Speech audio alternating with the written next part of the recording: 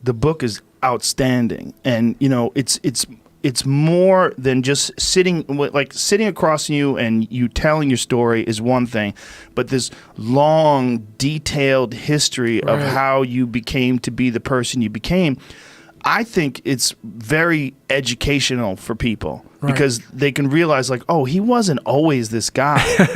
This is what's fucked up about people. Like, you see a guy who's like you, who runs, I mean, how many ultra marathons did you run in a row? You ran some insane number. I think it was, I ran 800s in 8 weekends in a row. Just stop and think about that, ladies and gentlemen. 800s means 8 100-mile races.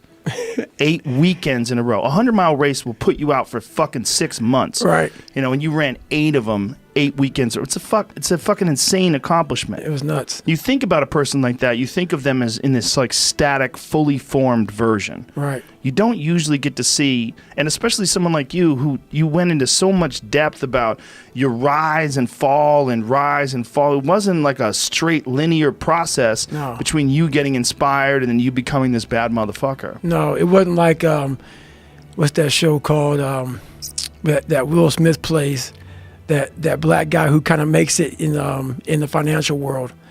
Pursuit of Happiness. I never saw that. Yeah, it's a great movie. It wasn't like Pursuit of Happiness, man. Like where the guy struggles and he gets over it and he makes it. Yeah. I fell on my ass. I thought I got to the top of Mount Everest, and Mount Everest just fucking slide right underneath me, man. I was like, God, dog, I gotta start from scratch again. Scratch became my friend, literally, man. So, that's how you put in the book, man. Just going up, going down, going up. Just the real raw version of how my life was. It was so in depth to go back through your life with a fine-tooth comb that I almost got embarrassed to even put it out there to people. Yeah. That's what you don't understand, man. Like, even me right now to talk to you, I'm in the car for a fucking hour getting pumped up because I'm a shy, introverted, leave me alone type of guy. Like, I'm still that motherfucker who is 6 years old, at a play, who can't say his line because I know I'm going to stutter in front of 5 people. So I walk off the stage. That's still me. So every day I'm fighting that dude. So people think, oh my God, man, you're on a podcast, you look so crazy, so evil. No, I'm trying to be locked into Joe. So my mind isn't veer off saying, let's run out the damn door because people are watching me on the fucking podcast. I want to open this damn door and get the hell out of here, man. So that's the real me. So I'm not sadistic, man. I'm focused on what I have to do to stay locked into the game of life. And that's what I tell people, man. I go there. I go there. That's one of the reasons why this book is so good, is because you're so honest about your vulnerabilities and how you overcome them. And for people that see someone who's a beast, who's done great things, you just assume that they're different than you. Right. But then you hear about your insecurities and your pitfalls and all the things that went wrong with you, and you realize, well, God damn it, those are the same things that go wrong with me. Like, maybe I have that inside of me and I've just never summoned it. Right. And I'll tell you this, I started really realizing that when I started overcoming myself, I started getting around these real alpha males, these hard men. And I always put people way above me when I was growing up. Like, my God, they had to have a lot more than me to get to where they're at. And a lot of them did. But once you get around the best of the best of the best people, you can kind of start breaking them down and realizing, man, you're just as fucked up as me. Like we all have, but all you did was you hit it better. Your upbringing, your mom and dad, your society, the way you were raised, it hit it better than mine. You weren't the only black kid, or there was like 5 in a school. I can't hide. Going through buds, I was the only black kid. You can't hide. But I started realizing, just because I look different than you, a lot of you motherfuckers can't hide either. So it started giving me courage through watching people that we all have a story. We all have a jacked up life in one way or another. Some of us don't have the guts to talk about it, though. And that's where I found the guts to talk about mine. Well, there's purity in physical pursuits, right? Because it doesn't matter what your social status is. It doesn't matter how people perceive you. When it comes down to how long can you stay in that pool, when it comes down to how far can you run, when it comes down to how much can you push yourself past the part where you want to quit, how far can you keep going, there's a purity in that it dissolves social order, all that bullshit, what people think about you goes out the window. It's who are you right now? That's right. Who are you right now? That's a true statement, man. And I look at it as psychological warfare. And that's where I started learning that life is one big psychological warfare that you play on yourself. You play on yourself, man.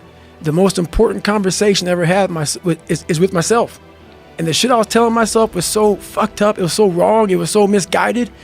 And other people start to write that dialogue for you also. And it starts to be what you say to yourself every single day. And I started creating a whole nother warfare. A whole nother battle started becoming. I was like, oh, hang on a second, Goggins. You have these tools. You have these tools. Your life was basically the perfect grounds for training for where you need to go in your life. All the beatings, all the bullying, all the, you going through learning disabilities, all the struggles.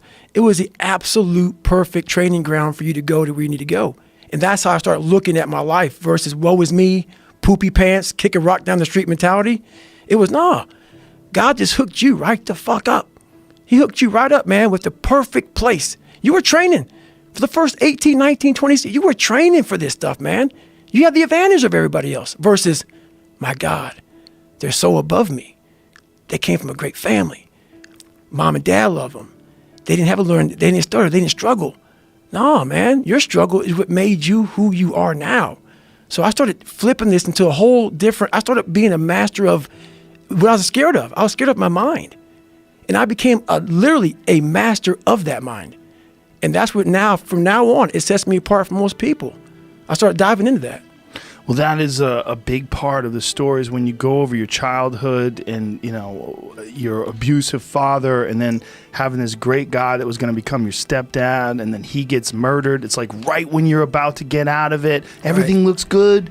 Boom, and then he gets murdered. It's like these things really did sort of set you up to start from scratch again and just go, okay, roger that. We start from scratch. Right. And now you have that attitude. You developed it through all of these horrible personal experiences, all the trials and tribulations, all the evil shit that people try to do to you. That sort of set you up to be able to deal in a way that a lot of people can't.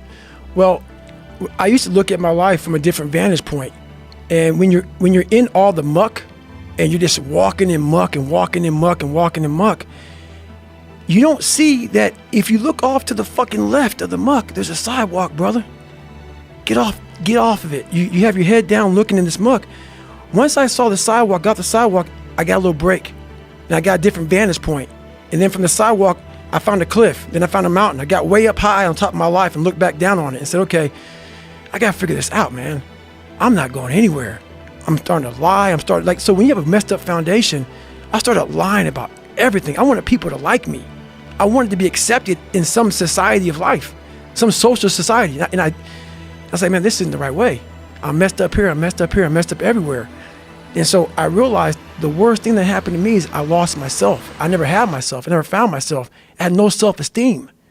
So I knew through working out and through learning, because it took a lot for me to learn also, I started finding self-esteem. Once I found that, that's when doors started opening up. I stopped caring about people, that what they thought, being judged. Wow, if I say this, if I started right now, are you gonna make fun of me? I stopped caring about that. And that's when my life started really changing for me, slowly but surely. That's such an important point when you're talking about the working out, because a lot of people, when they think about working out, they think of it as being a physical thing. Right, no.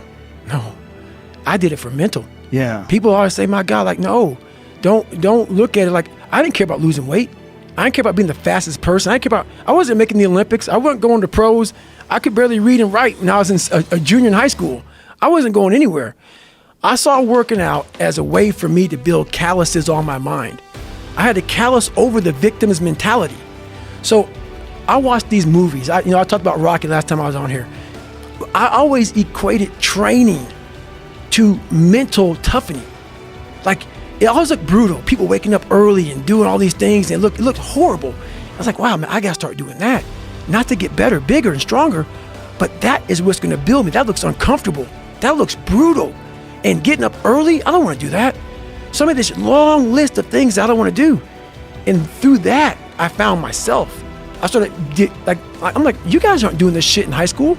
You guys aren't getting up at 5 o'clock in the morning, running over here in this golf course. So I started seeing myself very differently than the average human being. I was like, hang on a second. I have something they don't have. And that's when I started to develop these things through working out. It was this great, never-ending work ethic. And through work ethic, I developed self-esteem. Now, is this something that you learned? Is this something you learned yourself from exercise yourself, or is this something you had read or heard about? Like, what made you equate doing this and doing these difficult things physically to mental toughness, to being, this is the discipline that you need in order to get your life out of the situation you're in? So I never read anything. You know, I could barely read, you know, so Right. I wasn't reading back then. I watched a lot of movies, and I was really big into visualization. And I always equated working out to struggle. And I struggled my whole life, but I ran from it. So I started realizing, man, I got to start facing the struggle, and I got to be mentally strong for the struggle. So that's where I started coming up with, like, I'm training for life. Mentally, I'm training for life. I'm not training for, like, to lift 400 pounds. And I found out on my own pretty much, is that through discipline, through self-discipline, through repetition, through tons of repetition of the same thing that you don't want to do, and that's the key thing.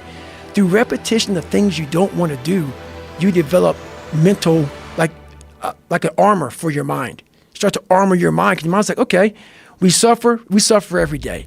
That's what we do. We do stuff that sucks every day. So then when the suck stuff comes, you're ready for it.